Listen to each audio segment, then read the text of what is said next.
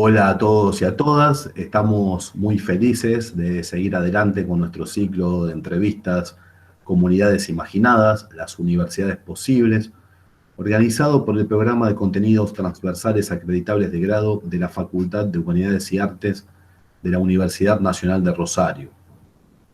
Hoy tenemos el honor de dialogar con la doctora Mónica Marquina, que cuenta con una vasta trayectoria en docencia, investigación y gestión en educación superior.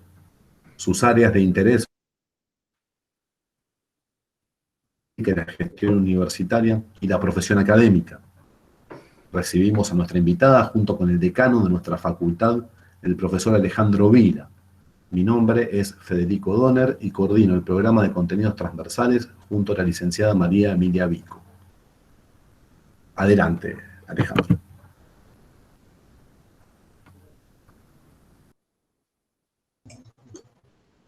Buenas tardes a todos y a todas.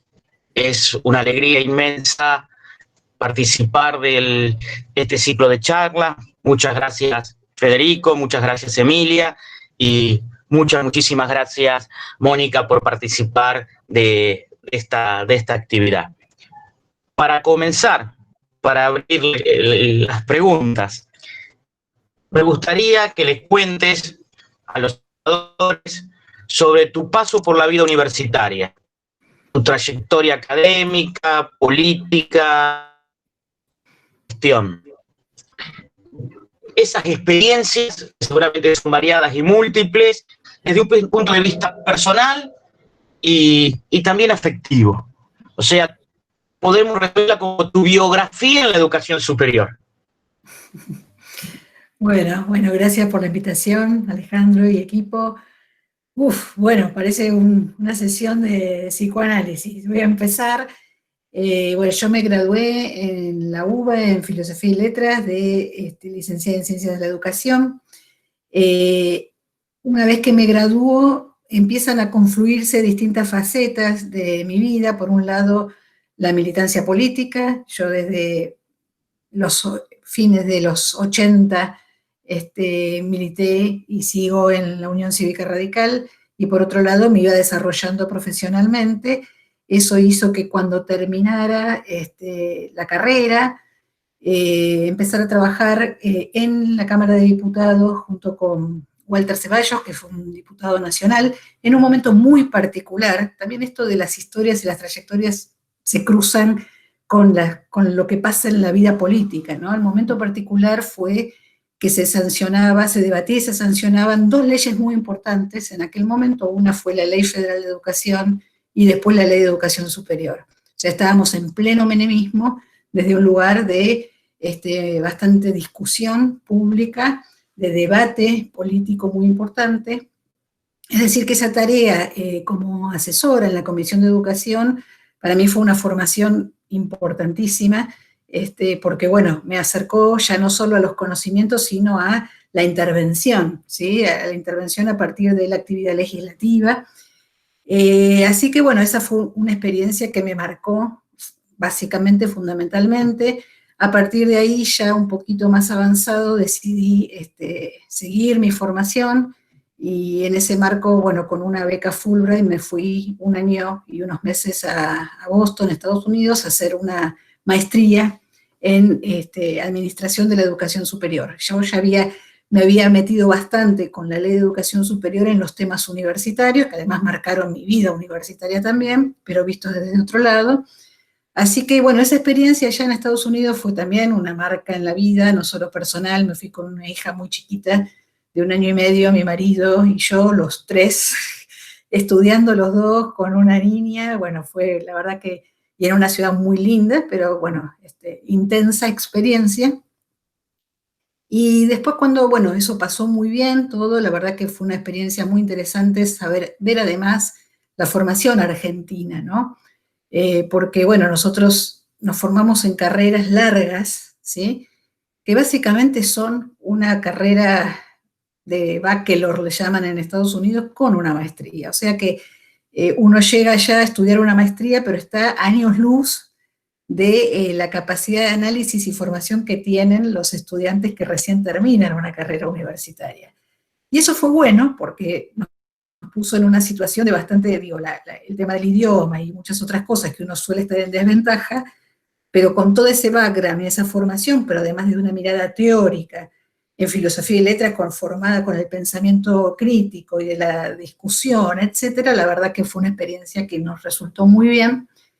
Y bueno, cuando ya regresé coincidió con la posibilidad y bueno, la invitación de quienes en ese momento estaban trabajando en lo que fue la Secretaría de Educación Superior, esto estoy hablando del año 2000, con Gotti-Fredi, que era el secretario de Políticas Universitarias, me invita a formar parte de un área, un programa específico dentro de lo que era la Secretaría en aquel momento, que estaba vinculado con varias cosas. La articulación del nivel terciario técnico con la universidad y la articulación del secundario.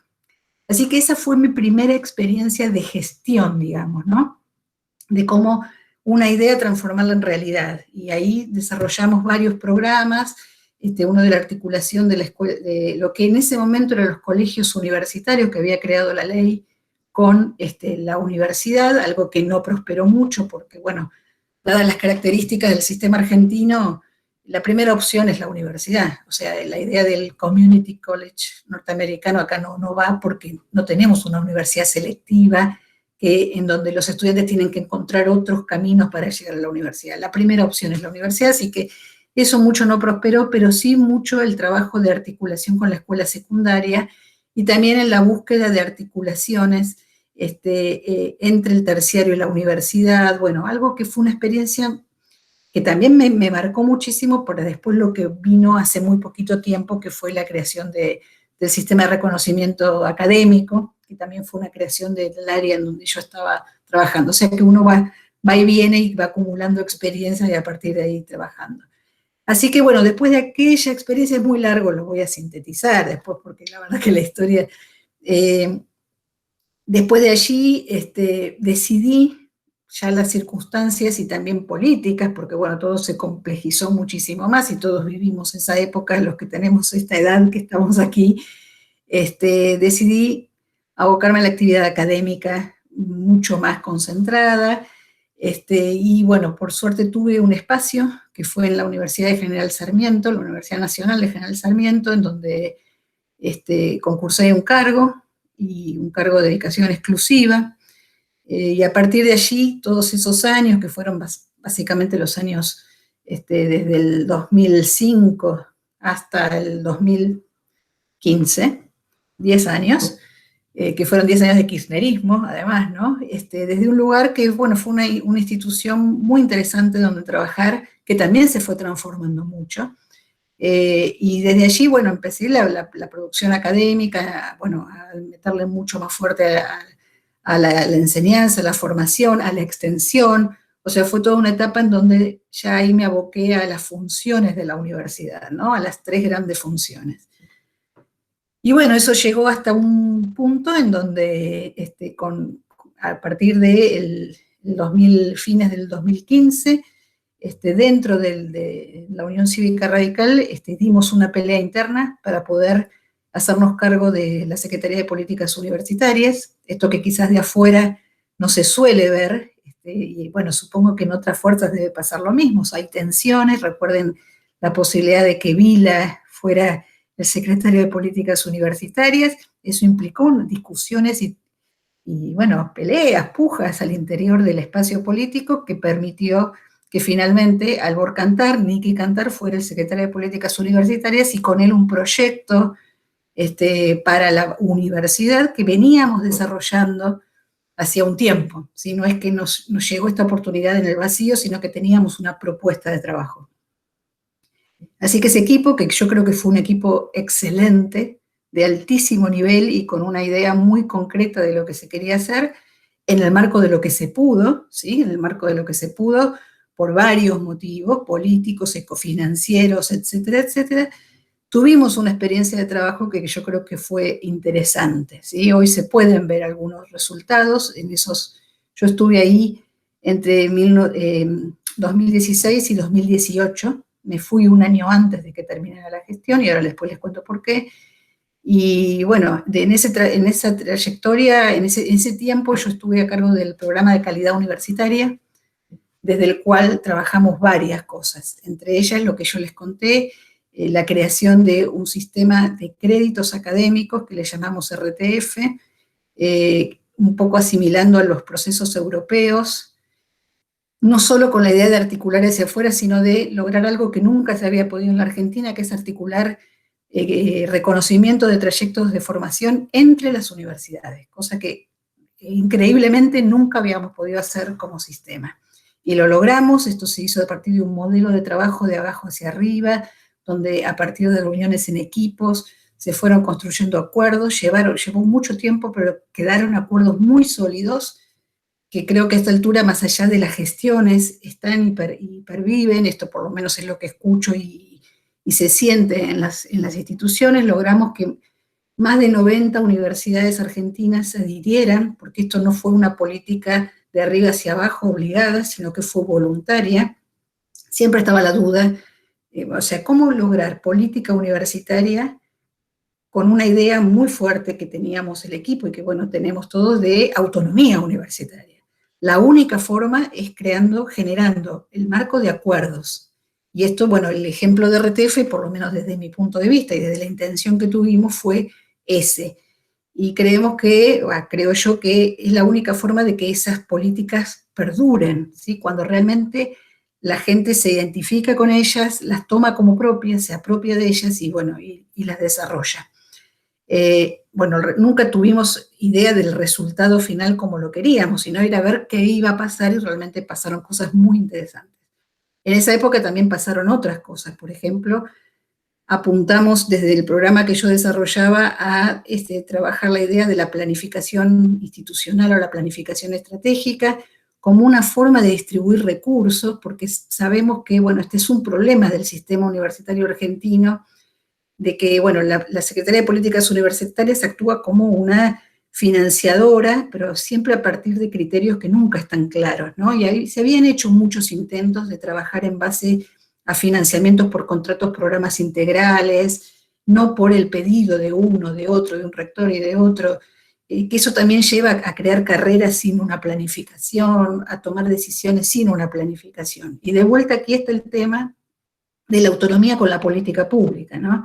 Las universidades tienen la autonomía para desarrollarse de la manera que quieren en función de su misión institucional, pero la política pública debe establecer marcos que también permitan que todo el sistema vaya en un sentido. Entonces ese equilibrio es muy difícil y creíamos que con la planificación institucional se podía hacer, porque además articulaba con la evaluación institucional desarrollada por la CONEAU.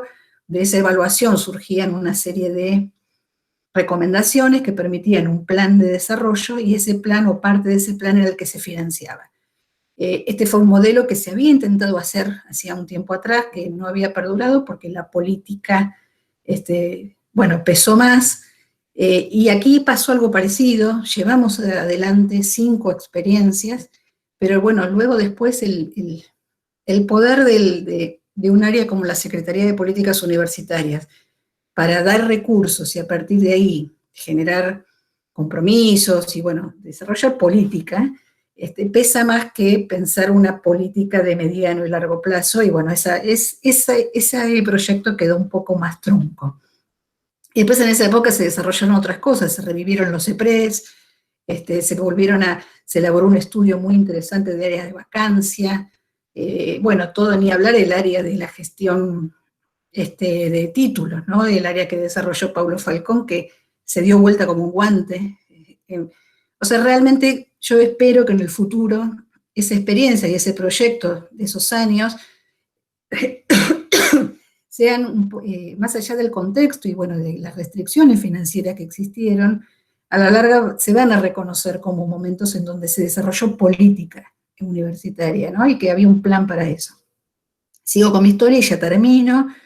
En el año 2018, un año antes que terminara esa gestión, que pasó por distintos secretarios, ¿no? Después vino Dania Tabela y después vino Pablo Domenicini.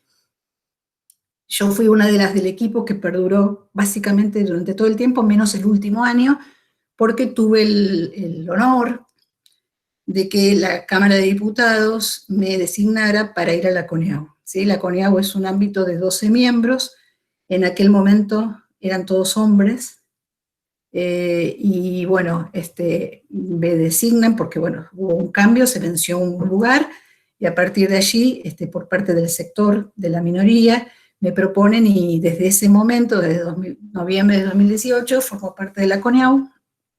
Eso me permitió también poder activar algo que había quedado pendiente mientras estaba a cargo de la SPU, que fue asumir un cargo de CONICET que yo había ganado, pero no había tomado posesión a fines del año 2015. Así que actualmente estoy en funciones que son absolutamente compatibles con la tarea de formar parte de la CONEAU, y por otro lado, la actividad de investigación a full en temas universitarios, y la docencia en la UBA, que nunca la dejé.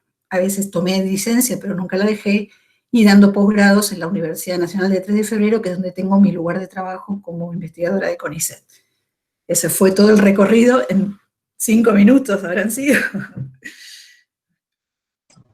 Mónica, una pregunta bien de tipo personales. ¿Cuáles fueron tus maestros y referentes en el ámbito de la universidad? ¿Y qué valores pensás que se expresan en el ámbito también de la universidad? Sí, a ver, es difícil porque, bueno, fue tan mezclado todo que mis referentes no fueron solo académicos, ¿no? Pero, o sea, si yo tengo que encontrar una persona que sintetiza en todos los perfiles, y que no fue alguien que me formó de manera personal, pero que sí a lo largo del tiempo fui construyendo un vínculo muy importante, es Alicia Camiglioni. Porque Alicia Camiglioni tiene todas esas facetas, ¿no? Por un lado, la mirada política, de qué hacer con la universidad, la claridad de hacia dónde ir, que bueno, yo a ella la conocí en la discusión de la Ley de Educación Superior, o sea, algo muy particular. Yo con Alicia nunca fui parte de su equipo de trabajo, pero desde los años 90 yo me vengo cruzando con Alicia, y bueno, por una coincidencia de perspectiva política y académica y de qué es la universidad, siempre estuvimos juntas, cerca. Así que ya en aquel momento, luego más adelante, en las cuestiones más yo tuve un trayecto de trabajo cortito en el rectorado de la UBA, en donde también crucé con ella, eso fue antes de viajar a formarme afuera. Y después, bueno, una vez que volví, fue a recurrir a ella, porque además, bueno, tenemos una misma mirada de pensamiento, política, de pertenencia. Así que, y bueno, a partir de ahí, ya desde que estuve en estas funciones más ejecutivas, conté con el apoyo de ella incondicionado, ¿no?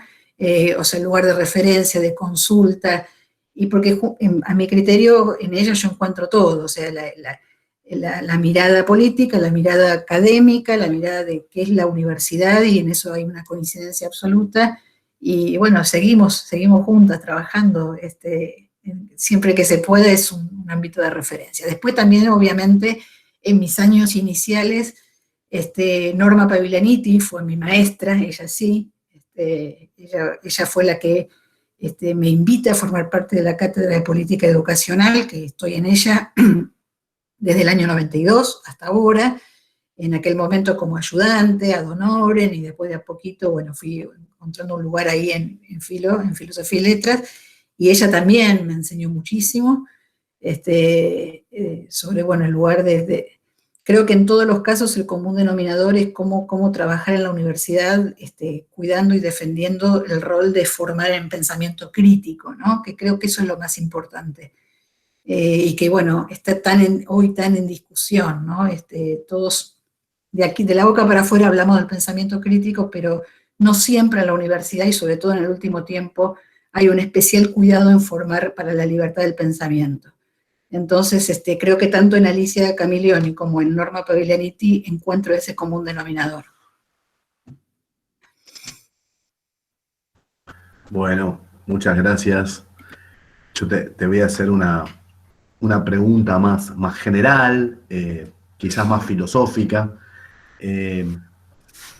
¿Por qué es importante que haya universidades públicas y qué significa la universidad en Argentina? Bien, además de que la universidad, bueno, es mi posición, ¿no? Mi pensamiento, además de que la universidad es importante porque, por varias cosas, forma profesionales, ¿sí? Para la vida social, crea conocimiento a través de la investigación, ¿sí? Puede tener algún tipo de vinculación con el afuera, en el sentido de que, bueno, ayuda y colabora con el desarrollo de la sociedad, que lo haría a través de la función de extensión o de vinculación. Yo creo que la universidad tiene esa función de formar ciudadanos críticos, ¿sí? Y que, bueno, digamos que ese es el fin, digo, la autonomía de la universidad no es un fin en sí mismo. O sea, es necesario que tengamos universidades autónomas para algo, ¿sí? Y ese algo tiene que ver con poder crear conocimiento libre, más allá de las necesidades inmediatas sociales. O sea, tiene que la universidad crear conocimiento y servir a las necesidades inmediatas de la sociedad, pero esa no es la única cosa, ¿no? Tiene que siempre estar pensando en el mediano y largo plazo, adelantándose a lo que se puede necesitar, y lo mismo pasa a nivel de los sujetos. Tiene que ayudar a formar sujetos más allá de la profesión específica, con capacidad de libertad de pensamiento, ¿sí? Y que eso les permita elegir, decidir, participar socialmente. Hoy está muy, digo, esto lo vemos, ¿sí? Cada vez más la formación está pasando por otros lados, que no es la universidad. Sobre todo en algunas áreas, ¿no? Que uno podría pensar en la informática y otras áreas en donde tranquilamente cualquier persona podría encontrar un trabajo que recibe mucho dinero por eso, formándose en otros lugares que no son universidades, ¿sí? En empresas, en instituciones que uno no conoce, sobre todo, bueno, en programación, aplicaciones y, bueno, un montón de otras cosas. Y esas personas formadas van a encontrar trabajo y quizás van a tener salarios muy altos, pero no van a tener algo que sí la universidad da y que es todo ese background necesario para vivir en la sociedad, para discutir, para participar. Y probablemente lo que pase con esa persona es que eso que aprendió va a tener un límite, porque probablemente ese conocimiento que adquirió y que le permitió obtener un lugar de trabajo y un buen sueldo se agote y que tengan luego que volver a hacer otra cosa. La universidad lo que hace es dar un background mucho más profundo que permita a partir de allí poder actualizarse en los saberes, poder tener independencia sobre cómo ir abriendo ventanas de oportunidad que luego se presenten, y dentro de eso la cuestión de la participación ciudadana, ¿no? De poder entender qué pasa en la sociedad, cuando ve un programa de televisión, cuando lee un diario, cuando lee una nota, poder discernir. Y eso es el rol que tiene la universidad, ¿no? Además de todo lo otro, y que no dan otros ámbitos que sí da la universidad. Por eso a mí me preocupa mucho cuando esto empieza a perderse en la universidad, porque entonces se está perdiendo su esencia principal.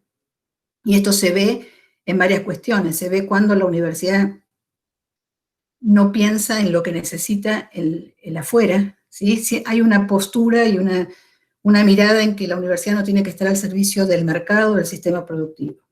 Entiendo, porque no es lo único, o sea, esa no tiene que ser su función única, pero si no lo hace, junto con otras cosas, lo va a hacer el mercado.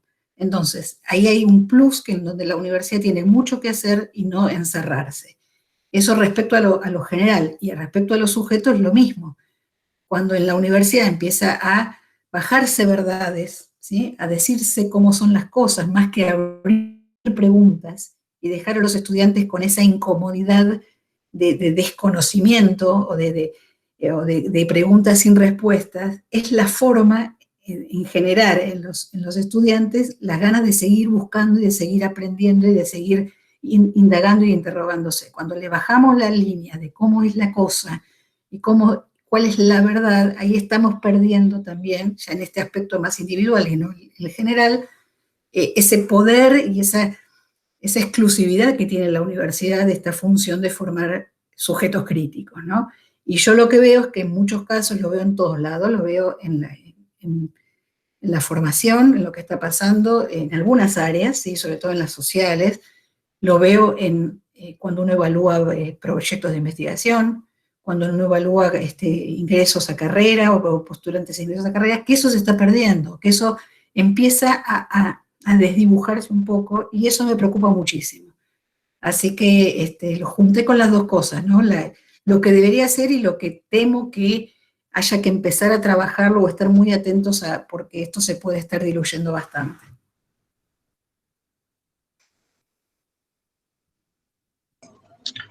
Siguiendo con algunas de las cosas que fuiste expresando, de las funciones tradicionales de la universidad, la investigación, la extensión y la docencia, ¿cómo considerás que es el estado de la situación y cómo pensás que se podría mejorar? Bueno, a ver, algunas cosas dije, pero podemos profundizar. Vamos con las formas, o sea, son tres funciones, ¿no? La enseñanza, la formación, la investigación y la extensión, o yo ya le llamo actividad externa en general, porque ya no es solo la tradicional extensión, ¿no? Es mucho más que eso. En la formación, lo que creo es que, bueno, ahí tenemos un problema tenemos varios problemas, y algunos que conocemos mucho, que tienen que ver y que se expresan en los indicadores, ¿sí? Que van mejorando con el tiempo, pero que, bueno, el problema de los primeros años y la gran deserción, el problema del ingreso, ¿sí? Y el problema de la graduación. Cuando uno mira todo eso, en general se han abordado esos problemas de formación desde varios puntos de vista, la articulación con el secundario, ayudas, becas, o bueno, otros tipos de cosas, tutorías, pero creo que hay algo que no se ve o que, bueno, choca con otras lógicas que pesan mucho y que tiene que ver con el currículo universitario, ¿sí?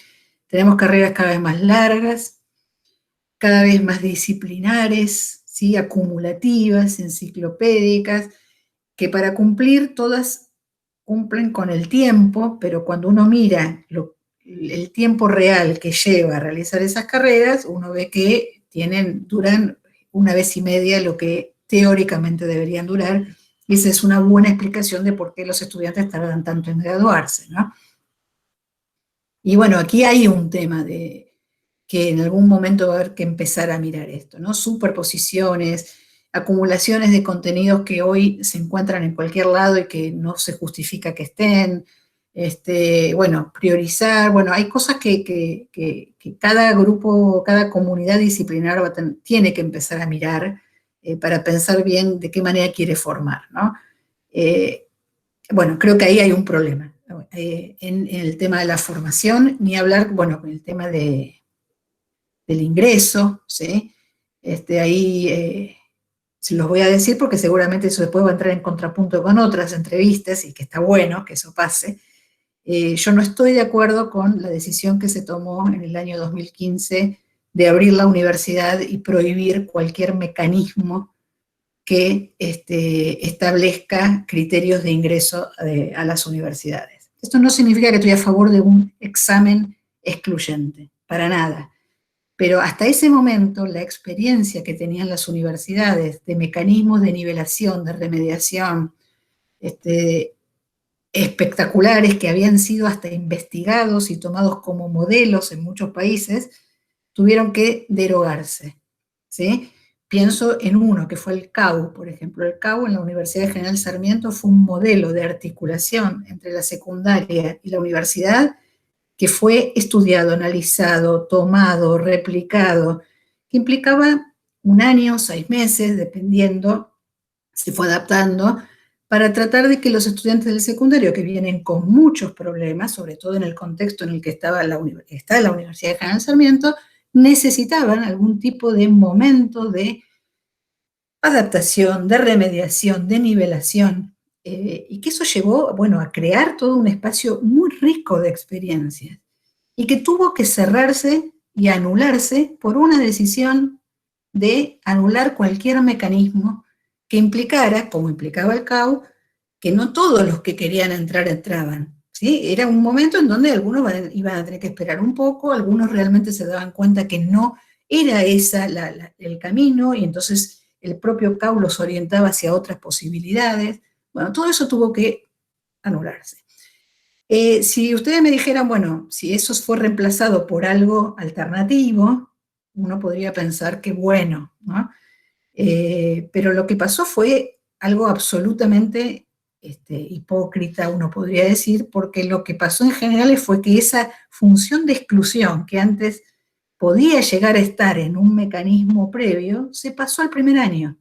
Muchas carreras incorporaron todos esos contenidos que se veían en los cursos de ingreso, de nivelación en el primer año de las carreras. Estoy pensando en muchas carreras de distintos tipos, ¿no?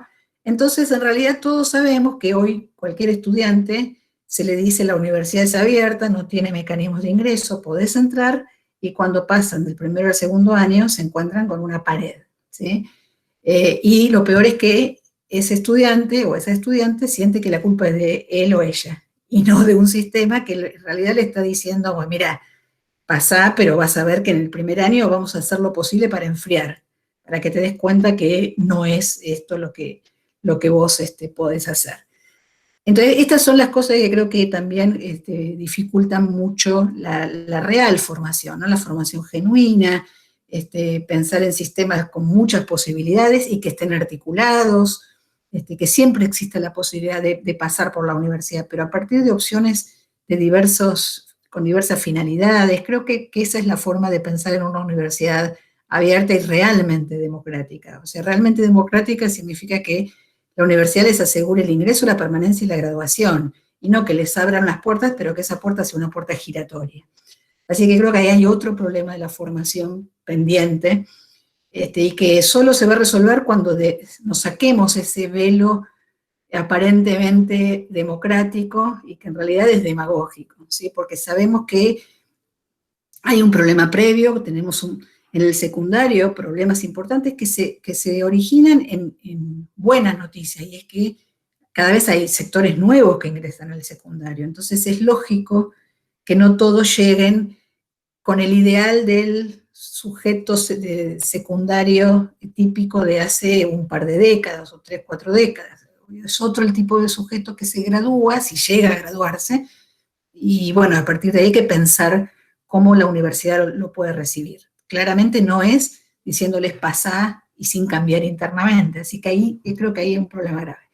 En la investigación, yo creo que está muy bien la universidad. Obviamente hay universidades que tienen más desarrollo de investigación y otras están en ese camino. Creo que en la investigación hay un sistema externo a la universidad que prácticamente es el que determina todo, ¿sí? Ya sea por el programa de incentivos, ya sea por la Agencia de Promoción de la Actividad de la Ciencia y la Técnica, ya sea por el CONICET. Entonces ahí, por un lado, se ha como formatizado o estandarizado el modo de hacer investigación en términos formales, pero por otro lado, o sea, esto es bueno en parte porque implica también buena parte del financiamiento de la actividad científica, pero por otro lado, bueno, al formatizar tanto, quita diversidad y capacidad de pensar la investigación desde la universidad, ¿no? Entonces, bueno, ahí hay una tensión también latente que, bueno, habrá que ver cómo cada universidad la puede manejar. O sea, la política de investigación hoy está determinando la investigación en las universidades argentinas. Antes se hacía por afuera, o sea, y bueno, en los últimos 10 años eso se hizo bajo una decisión, y es que la mayor parte de la investigación se haga por CONICET.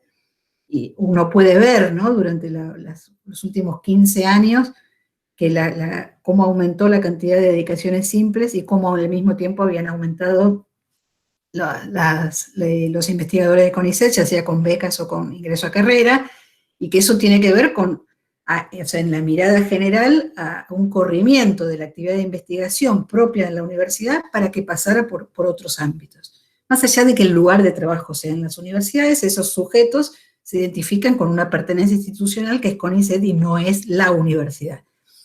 Esto ahora cambia porque, bueno, todos lo sabemos, se achicaron los recursos del CONICET, se trató con una serie de cargos de volver a recuperar en la universidad esa función, pero es un problema. Es un problema que va a haber que de alguna manera resolver, cómo articular mejor la política nacional de investigación con las prioridades de investigación de cada institución, ¿no? Y aquí hay unas cuestiones de autonomía y todo que habrá que revisar. Pero bueno, en el medio de un contexto de restricciones presupuestarias, tanto de pasadas como actuales, que también están hoy, bueno, va a ser un problema y no sé cómo se va a resolver. Y en extensión, yo creo que es una función que está en su momento de esplendor, ¿sí? Y esto está muy bueno.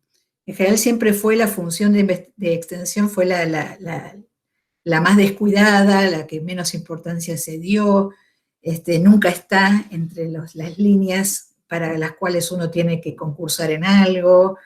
Y en el último tiempo, esto es en el mundo, pero acá en Argentina empieza a mirarse también, empiezan a aparecer programas que están fomentando la actividad de vinculación con la sociedad, la comunidad, el territorio, los barrios, como quieran llamarles, y con una gran variedad múltiple de posibles actividades, algunas mucho más orientadas al servicio, con la mirada americana, ¿no?, de la tercera función universitaria, otras más al compromiso social, con el voluntariado y otras cosas. Yo creo que es una función que está emergiendo, que va a depender mucho de la política nacional de darle, ¿sí?, de inyectarle recursos para que esto aparezca, pero también de los planes institucionales, ¿no? Y empieza a aparecer esta función en los renglones cuando se empiezan a evaluar, ¿no? Por ejemplo, en los IGEVAS empieza a aparecer, cada vez tiene más espacio para llenar toda la función de divulgación o de actividad en el territorio.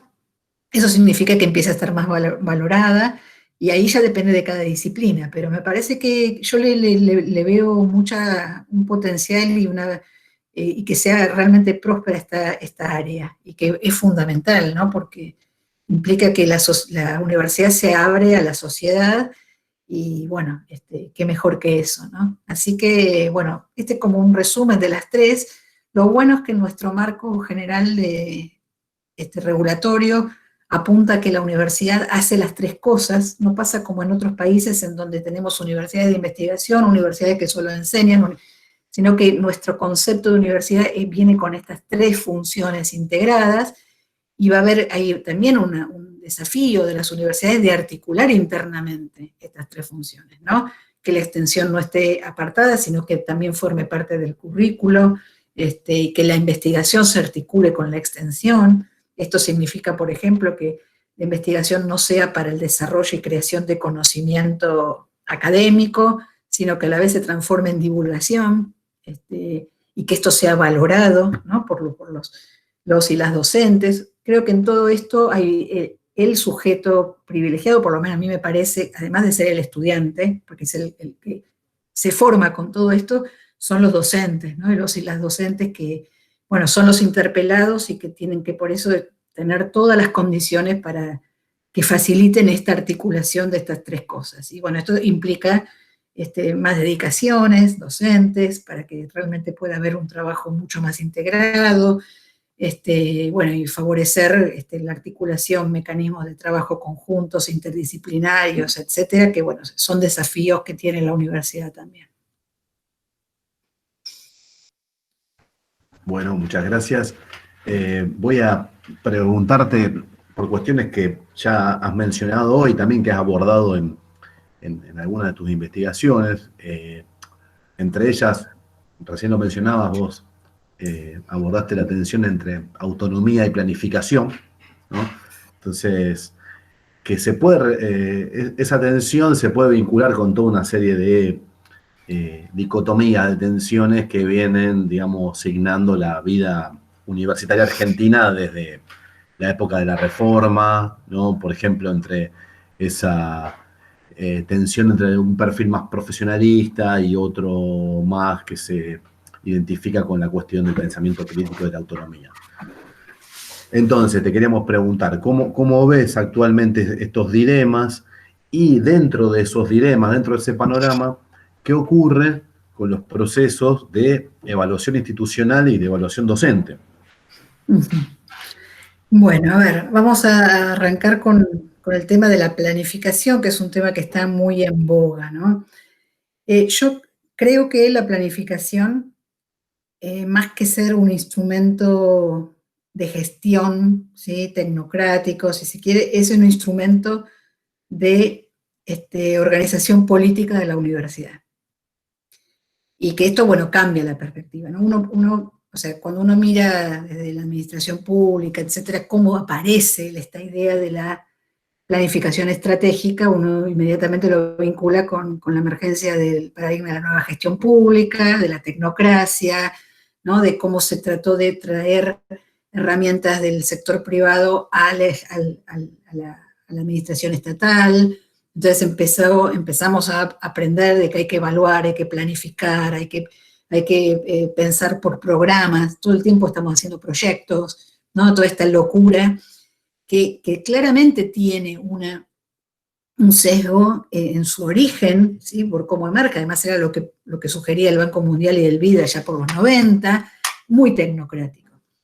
Ahora, uno puede mirar a la planificación desde otro lugar y poderlo ver, y esto, bueno, Matus y todos lo han trabajado para la mirada más social, la planificación como una herramienta de construcción social, y en este caso dentro de la universidad.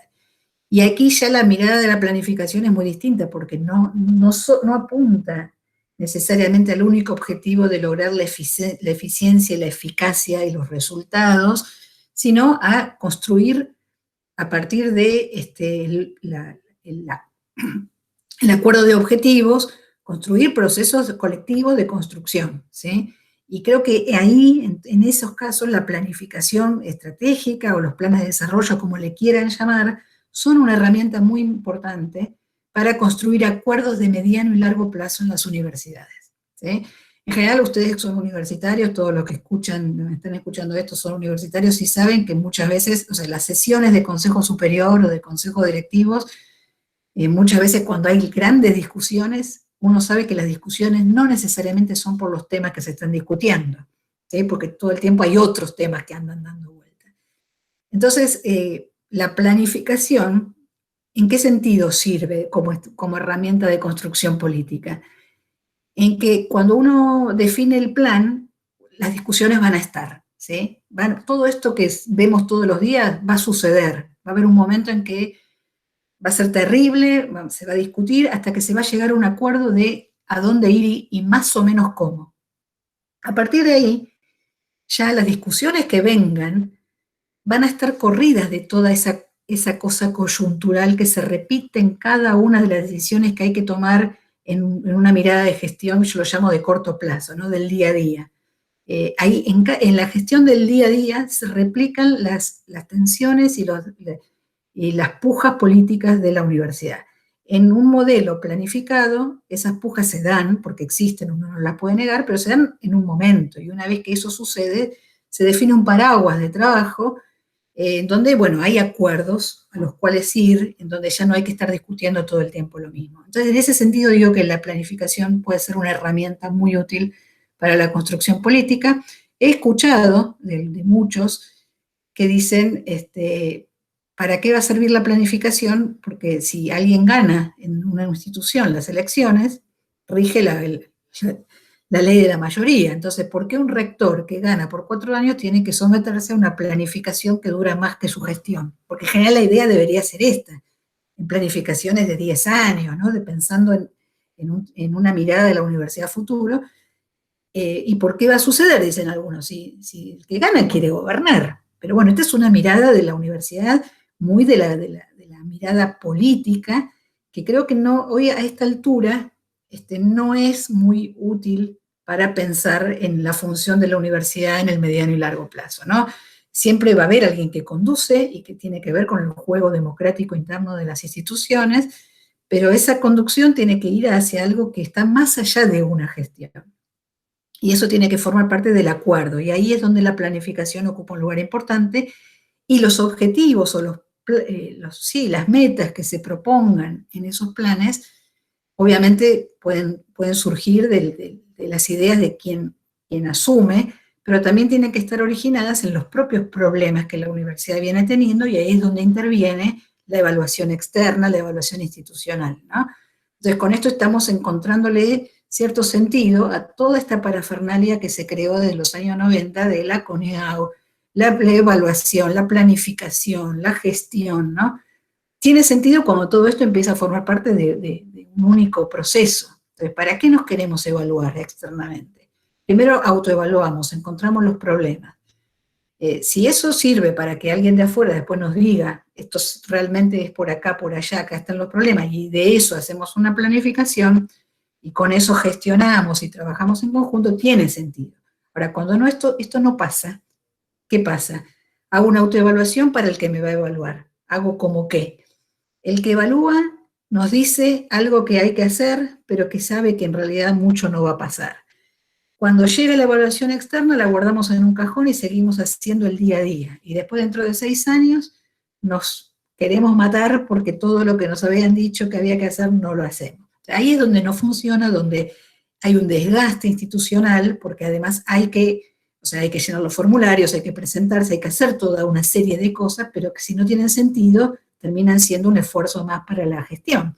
Entonces, bueno, si todo funcionara en un círculo más o menos con sentido, todo apuntaría a que el esfuerzo institucional apunta a la mejora. Cuando esto no pasa, el esfuerzo es enorme y no tiene sentido para nada. Así que ahí es donde creo que el rol de la planificación ocupa un lugar importante. Creo que hay modelos que hoy tenemos en algunas universidades que realmente muestran esto, que realmente se puede, que es una herramienta útil, y en otras todavía forma parte de un objetivo que todavía le falta un poco hacerlo realmente realidad y carne en toda la comunidad universitaria, ¿no? Pero creo que es una herramienta muy útil si se usa en este sentido, ¿no? Con este sentido, yo digo político, no solo administrativo, ¿sí? Así que, bueno, eso es lo que creo que para la autonomía la planificación es fundamental. Porque además, otra última cosa, es una herramienta muy útil para la autonomía porque es el instrumento desde el cual la universidad puede negociar con el afuera, puede negociar con el gobierno o con otros financiadores, para no estar abiertos a las ventanas que se abren, porque todo el tiempo se abren ventanas, hay plata para esto, hay plata para esto, hay plata para esto, y si uno no cuenta con un plan, lo que termina pasando es que se le arma un Frankenstein de plan, que está formado por todas las ventanas de donde obtuvo dinero.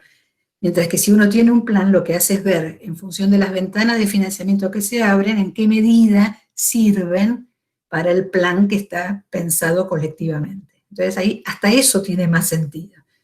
Pero bueno, nada, es un aprendizaje institucional también. Creo que no es de un día para el otro, ¿no? Bueno, seguimos, muchas gracias, te seguimos preguntando. Una pregunta de coyuntura, ¿no? ¿Cómo analizás los desafíos que implicó ahora la irrupción de la pandemia y la implementación de la enseñanza virtual? Bueno, a ver, yo creo que si uno lo compara con lo que pasa en el resto del sistema educativo, la universidad está en años luz, ¿sí? O sea, agarró esta cosa inesperada, agarró al sistema universitario mucho mejor preparado que lo que pasa con la educación primaria y la secundaria, que realmente es tremendo. Es tremendo porque esto lo que ha generado es que hay más de 1 millón de estudiantes que abandonaron la escuela, se podría decir, porque no se han conectado, porque bueno, realmente creo que es catastrófico y lo ha mencionado hasta el secretario de las Naciones Unidas, la catástrofe generacional, ¿no? Y para nuestro país eso creo que se aplica. Pero en el caso de la universidad, si bien está presente y realmente hay muchos estudiantes, la pandemia lo que hizo y la cuarentena es poner en evidencia las grandes desigualdades estructurales del sistema educativo y dentro de ellos de la universidad, La universidad se encontró un poco mejor preparada, un poco digo, porque tenía algún marco regulatorio bastante nuevo, ¿sí? Que había hecho que las universidades empezaran a atender un poquito más a este tema de la educación a distancia, la educación virtual, ¿no? En el año 2017, no sé si saben, deben saber, hubo un acuerdo del Consejo de Universidades de crear lo que se llaman los sistemas institucionales de educación a distancia, es decir, cualquier universidad que quisiera dar ofertas a distancia, que obviamente no era todo, era una porción muy pequeñita dentro de las universidades, salvo algunas universidades que sí basan su oferta en educación a distancia, pero cualquiera que quisiera dar algo tenía que crear un sistema institucional, ¿sí? Que atienda la educación a distancia. ¿Y esto qué significó en 2017? Que cada universidad tenía que prever, no a partir del interés de un investigador o de un docente en armar su curso a distancia, sino que estén las condiciones institucionales necesarias para que desde allí se puedan dar ofertas a distancia. Y esto implicó que la educación a distancia esté en el plan institucional, que se plantearan objetivos específicos a mediano y largo plazo, digo, como si fuera un plan estratégico de la educación a distancia, ¿no? Que hubiera capacitación docente, que estén las condiciones tecnológicas para que ello suceda, que allí cuando la formación se expanda mucho existieran unidades de apoyo en distintos lugares para que los estudiantes tengan a dónde recurrir. O sea, se establecieron muchos estándares, ¿sí? que debían las instituciones tener para asegurar que esa educación a distancia que se diera tuviera mínimos pisos de calidad. Y esto además se transformó en un mecanismo de evaluación y validación dentro de la CONEAU para sugerirle al ministerio que esa universidad estaba en condiciones de dar oferta de educación a distancia. Todo esto pasó en 2017, del 2017 hasta ahora hay casi 100 universidades que tienen prácticamente validados sus SIED, sus sistemas institucionales de educación a distancia, y esto sirvió para las ofertas pequeñas a distancia que tenía cada universidad. O sea, esto no significa que está en condiciones cada universidad de dar toda su oferta a distancia, pero tiene una base sobre la cual rápidamente, en muchos casos, empezaron a trabajar para empezar a transformar a lo que uno podía llamar educación remota, ¿sí? O sea, rápido, no es que se ha transformado todo con todas las condiciones de la educación virtual como uno la conoce y los desea, pero bastante que se ha hecho para bueno, poder al menos asegurar un primer cuatrimestre que no se pierda absolutamente, ¿no? Pero creo que además la experiencia esta que existió en este primer cuatrimestre va a servir incluso para de aquí en adelante. Hay muchas universidades que al principio tenían dudas, y es lógico, por el tamaño, un caso es la UBA, por ejemplo, ¿no? El tamaño que tenían, tuvieron muchas precauciones, al principio hasta se resistieron o plantearon las ciertas condiciones que bueno, hacían que no era posible, pero bueno, la propia realidad llevó a que la experiencia se desarrollara. En esto los docentes realmente pusieron un esfuerzo enorme dentro de sus posibilidades, y creo que ahora en este segundo cuatrimestre la mayoría de las universidades van a estar en mejores condiciones de seguir sosteniendo la continuidad, ¿no? Obviamente todos queremos que esto vuelva, que listo, se termine. Cuando esto se termine, claramente la presencialidad va a venir, esas ideas de que la virtualidad llegó para quedarse y que se va a reemplazar no existe, pero sí lo que existe es la experiencia de cada docente de haber pasado por esto y de encontrarle un punto a los recursos virtuales, ¿sí? Que pueden empezar a combinarse en la educación presencial. O sea, no para transformar los cursos a distancia, sino para usar las tecnologías adentro de la clase, como modo de comunicación entre clase y clase con los docentes, el uso de los campos virtuales.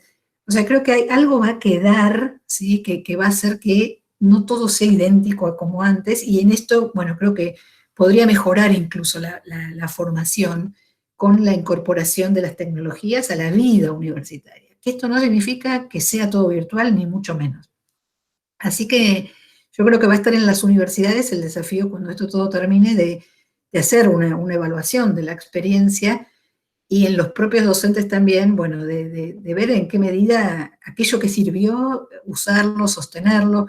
Creo que también hay algo muy interesante que muchos docentes y muchas docentes se han dado cuenta que, bueno, pensar a distancia implicó poner al estudiante en el lugar en el que realmente tiene que estar, que es en el centro, ¿sí? Del proceso de enseñanza-aprendizaje.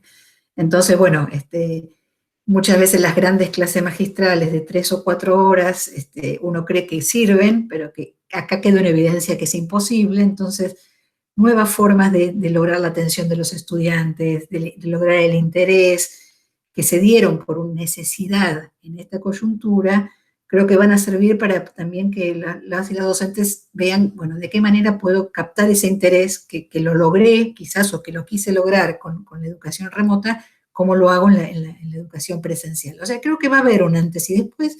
Esto no significa que cambie absolutamente, ni mucho menos, pero que, bueno, nos han obligado a repensar la forma de enseñar y los estudiantes la forma de aprender. Así que nada puede quedar igual, ¿no? De esto habría que ver de qué manera sacarlo mejor. Y por supuesto resolver lo peor, que es que hubo muchos y muchas estudiantes que quedaron en el camino y que hay que ver de qué manera, bueno, cada institución tiene que recuperarlos. Esto es fundamental también.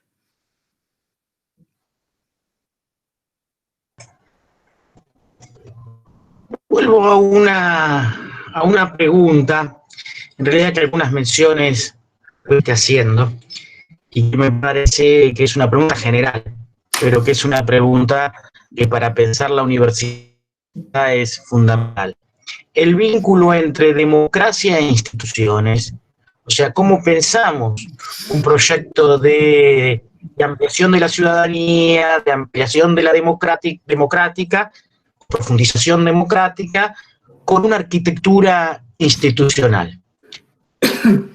Porque seguramente ahí tenemos niveles de tensión propios de participación, de la igualdad, con cuestiones que ver con, pueden ser con la calidad, con el mérito.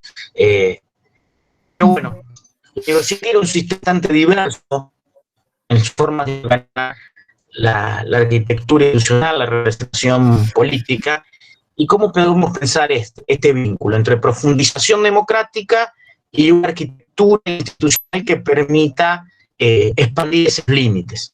Bien, bien, bien. Bueno, yo lo que primero haría, yo quiero primero diferenciarme de un modelo que no comparto y que sí que sé que está y que algunos de los que a quienes ustedes van a entrevistar lo va a plantear, que es pensar en la universidad como un brazo político de la nación y del pueblo, ¿sí? Hay una idea de que en la medida en que la universidad tiene que ser parte de la sociedad, tiene que estar representada de la misma forma, ¿sí?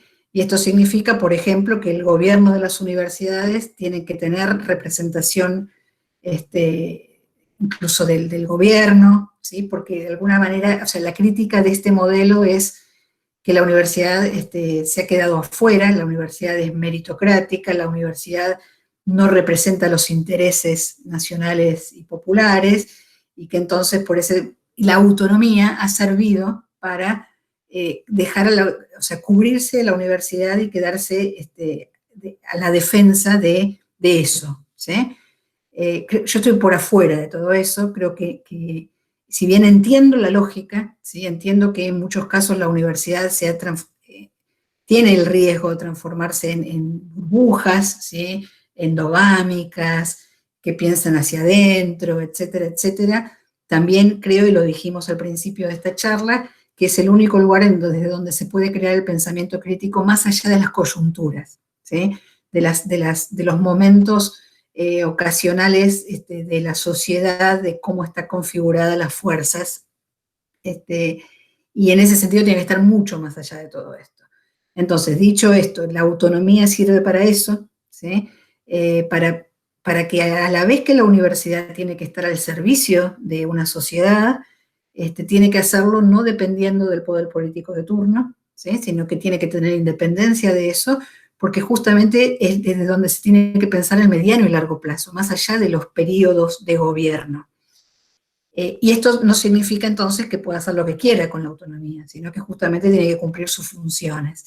Y cumplir sus funciones, bueno, tiene que ver con garantizar la democracia, primero la democracia interna, ¿sí? De cómo se toman las decisiones, por eso hablamos de la planificación, creo que las representaciones, ahí ya cada universidad tiene que ver cuál es su mejor forma de sistema electoral, ¿sí? Estoy en contra de que por ley se defina que tiene que haber elección directa o indirecta, esto lo tiene que definir cada universidad según su historia, sus formas de trabajo, no todas las universidades tienen la misma organización.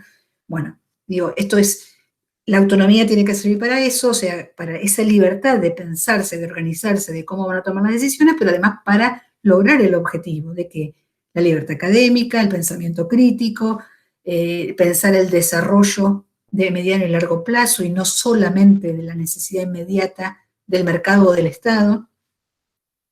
Y bueno, después la otra mirada de la democracia es ver cómo hacer para lograr mayor inclusión, ¿sí? Yo ahí suelo hablar de democratización, porque muchas veces la inclusión hoy está limitada a pensar en esta idea de abrirle las puertas. Universidad de puertas abiertas, vengan todos los que quieran, y en realidad esto significa, si no se hacen otras cosas, hacerle la vista gorda que entran los que quieran, pero en el segundo año los que querían ya no están. Entonces hay una función, una responsabilidad de poder asegurar, o sea, ver cómo asegurar las condiciones para que esos estudiantes que entran también permanezcan y se gradúen. Porque cuando uno ve que los que se gradúan son los sectores medios y altos, por más que tengamos una mirada de inclusión absoluta y de abrirle las puertas a la universidad, estamos siguiendo el criterio de selectividad al que tanto queremos escapar, ¿no?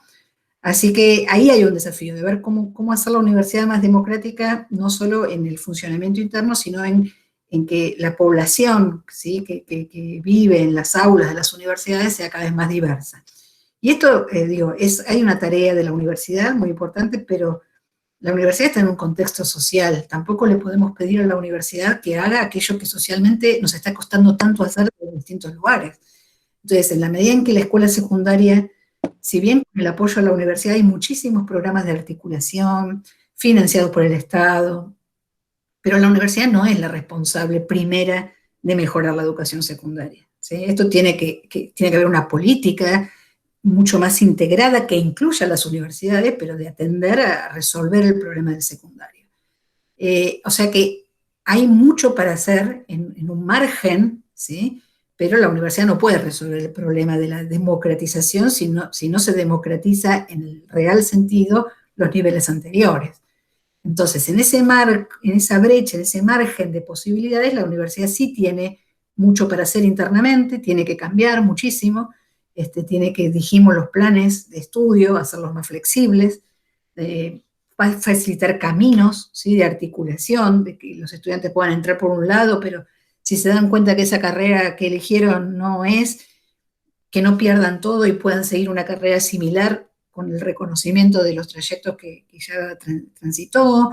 Bueno, hay muchos mecanismos para esto. O sea, ahí sí hay una tarea de la universidad en esta arquitectura que recién mencionabas y que tiene que ver primero con ver cómo articularse internamente, ¿sí? Cómo asegurar que las facultades no sean islas, sino que haya caminos, pasarelas, ¿sí? de trabajo. Y aquí, bueno, hay una discusión muy pendiente de las propias comunidades académicas, ¿sí? Muchas veces todos sabemos lo que implica un cambio de plan de estudios. Hay un 30% que está basado en el real objetivo de cómo mejorar la formación y hay un 70% que tiene que ver con los intereses de todos y del temor de perder horas, de lograr que siga pesando nuestro campo de formación dentro de la carrera. Bueno, aquí hay que tratar de encontrar un camino que realmente resuelva el tema de la real democratización de la universidad, ¿no? De que haya cada vez más estudiantes con más diversidad que empiecen, sigan y terminen, ¿no? Que no solo tenga que uno se quede tranquilo porque les abrimos las puertas y después Dios dirá qué pasa con eso. Así que, esto de la democratización va en distintos niveles. Por un lado, en la representación y ver cuál es el mejor mecanismo de representación y de toma de decisiones, en la inclusión de cada vez más estudiantes de distintos sectores sociales que empiecen, permanezcan y terminen, y en la relación con el Estado y el mercado. Y en esto sí, creo que ahí la autonomía tiene que ser absoluta e indiscutible, indiscutible. O sea, no, por más que la universidad, cada universidad sabemos está en línea más o menos con el gobierno de turno, y está bien, digo, la historia de la universidad muestra una relación muy íntima entre el sistema político y el sistema universitario, pero esto no significa que las universidades sean brazos del Estado. Y en esto, yo en esto soy absolutamente firme y dura para no negociarlo de ninguna manera. Muchas gracias. Vamos con la última pregunta sobre internacionalización de la educación superior. ¿En qué diagnóstico podrías hacer, ¿no?, de nuestras universidades, del sistema universitario argentino con respecto a este aspecto, ¿no? ¿Cuál es tu diagnóstico? ¿Qué falta? Uh-huh. Yo creo que es muy incipiente, si uno lo compara con lo que pasa en el mundo, estamos apenas gateando, ¿sí?, en temas de internacionalización. Si uno lo compara con Europa, por ejemplo, pero el contexto es distinto. En Europa la Unión Europea funcionó durante muchos años, entonces eso llevó a que haya acuerdos de crear un espacio europeo de educación superior y que esté la necesidad de garantizar mecanismos de movilidad interna en ese sector. En Argentina eso no pasó porque el Mercosur quedó a mitad de camino, entonces, bueno, todos los esfuerzos que se hicieron para reconocer títulos y bueno, las acreditaciones regionales, etcétera, pero bueno, está ahí, no se avanzó mucho más. Lo que yo creo que los incentivos existieron, no sé si todavía existen, de movilidades y todo eso que vinieron de Europa, de varios lugares, hicieron que muchas universidades, bueno, le presten atención y con interés al tema de la internacionalización y que incluso crearan áreas, ¿sí?, de internacionalización. O sea, está claro que las universidades se han hecho más robustas en sus áreas de gestión de muchos temas, de evaluación, de varios en estas últimas décadas, y uno de ellos es el de internacionalización. Entonces la pregunta es, ahora creo que habría que hacer, cuando hay dinero, esto funciona. Cuando empieza a escasear y los recursos no están y no hay programas, se empieza a agotar la plata que viene de Europa, sobre todo para los distintos proyectos.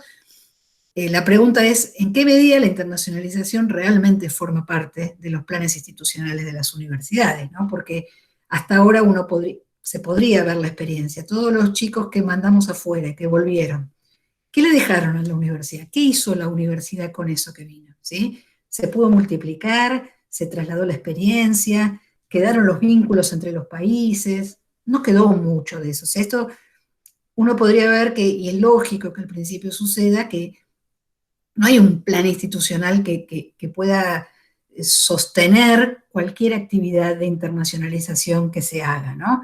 Y que más que nada obedece a incentivos externos y opciones, ¿no? Hay una movilidad Bolivia, ¿quién quiere ir? Hay una y después con eso mucho más no se hace. Entonces creo que viene ahora el tema que realmente, digo, no todas las universidades tienen que internacionalizar. Digo, no están obligadas a ello. Algunas lo pueden tener como objetivos muy importantes dentro de sus planes y otras no, y eso no está mal.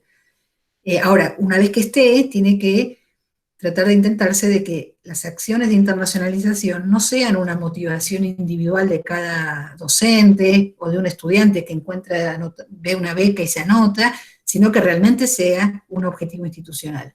Porque yo estoy convencida que si fuera así, es muy bueno para las instituciones, ¿no? Que tengan ese involucramiento del mundo adentro de la vida universitaria, que no solo significa que un estudiante se vaya fuera y vuelva, o que un docente se vaya fuera y vuelva, sino que lo internacional esté en el currículum, lo internacional esté en la investigación, lo internacional esté en la extensión, ¿sí? Es lo mismo que cuando pensamos en la extensión, que atraviese cómo funcionan las demás, ¿no? Y acá lo internacional, si realmente queremos universidades internacionalizadas, bueno, tenemos que tratar de que realmente forme parte de un proyecto institucional y que no sea ni el interés individual de un docente, de un estudiante, y que tampoco sea el interés inmediato de una universidad por formar parte de un ranking internacional. Tampoco, que también lo estamos viendo, ¿sí? No quedarse afuera, entonces hagamos todo para estar en el ranking X o el ranking Y, cuando la verdad que si realmente no es un objetivo de la universidad, de vuelta, es un esfuerzo que no tiene mucho sentido hacerlo. Hay una realidad y que tenemos estudiantes internacionales, eso está muy bueno. Yo estoy de acuerdo en que haya y que no se restrinjan. Vieron que hay voces que dicen, bueno, ¿por qué tiene que venir y ocupar un lugar? Bueno, es muy bueno para la vida universitaria en la medida en que las instituciones aprovechen esas posibilidades para enriquecer mucho más la vida de la universidad. Así que creo que hay mucho para recorrer, le falta mucho a esto. Creo que con las restricciones, sobre todo ahora después de toda la pandemia, van a ser muy limitadas. Entonces realmente se va a ver quiénes son las universidades que lo tienen en el corazón, que tienen la internacionalización en el corazón de sus proyectos institucionales y lo sostienen, y aquellas que lo tenían porque había oportunidades y que ahora como no las hay, lo van a dejar. Me parece que va a pasar eso.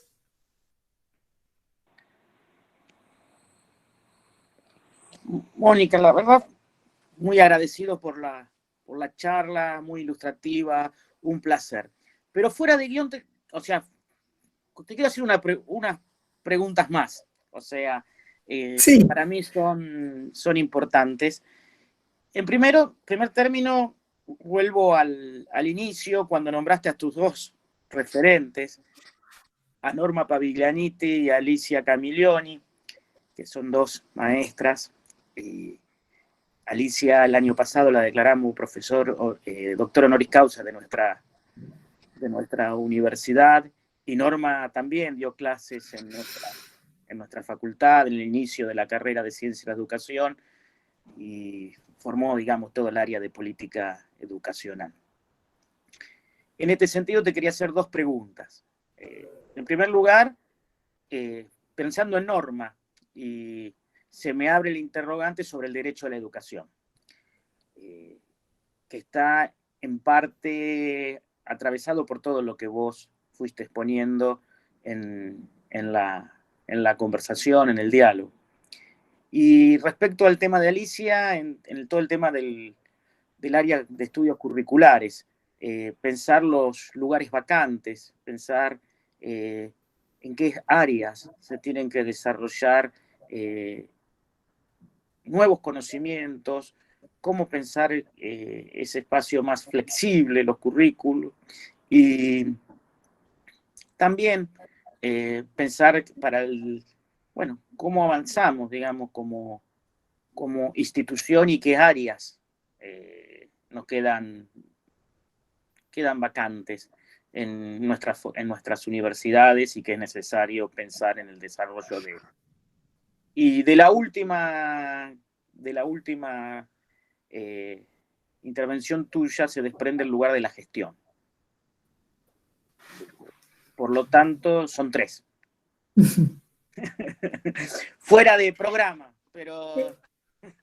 El derecho a la educación, el currículo y la gestión, ¿no? Serían esas tres. ¿Está bien?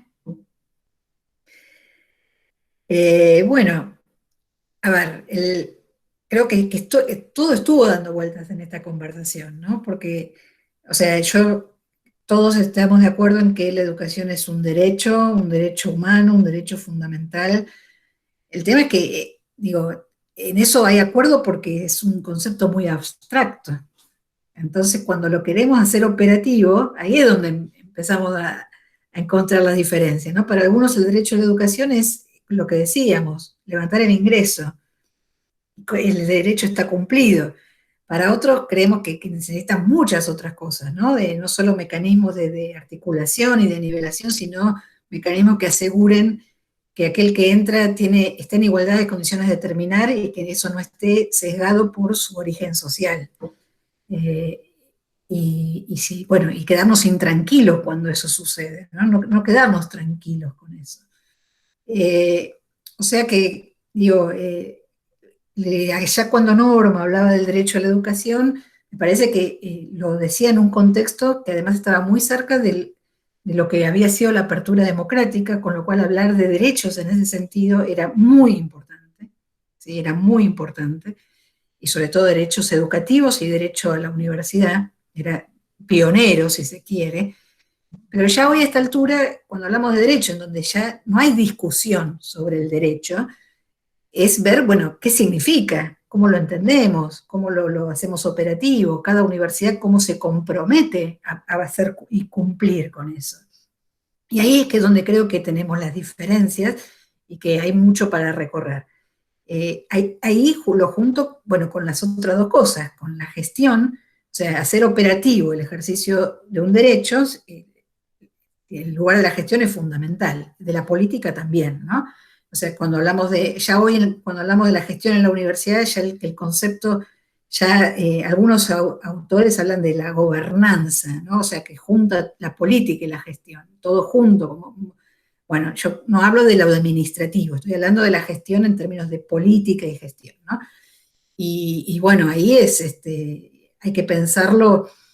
eh, Digo, la gestión tiene un desafío y es cómo lograr poder cumplir los objetivos institucionales, y para eso necesita de todos los actores de la universidad y que incluyen a los docentes y los investigadores, que también tienen un dilema ahí, ¿no? Que por un lado están corridos por cumplir, ¿no? Con todas las exigencias de promoverse, de estar en la carrera, de investigar, etcétera, pero por otro lado tienen que abocarse a formar.